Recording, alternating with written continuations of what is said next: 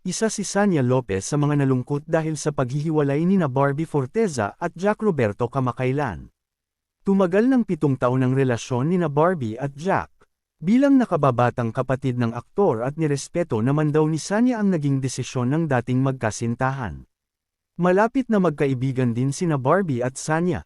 I respect their decision kasi sila yun eh. Kumbaga nandito lang naman ako to support both of them, paglalahad ni Sanya sa GMA Integrated News interviews. Proud ang dalaga dahil sa isang bagong bahay na naipundar ni Jack. Umaasa si Sanya na magsisilbing inspirasyon sa mga tagahanga ang naging buhay nilang magkapatid.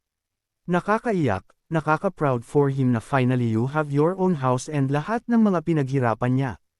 Ang cute lang, unti-unti nakikita mo na. Meron pala talagang nangyari sa life namin. Kasi before noong bata kami, ang thinking na lang namin paano kaya kami makakasurvive. Paano kaya kami kakain 3 beses sa isang araw? Kwento ng aktres. Samantala, wala pa umanong opisyal na karelasyon si Sanya. Iginiit ng aktres na single pa siya sa ngayon. Dating lang po, not yet taken, still single. Just enjoying my life, pag-amin ng dalaga.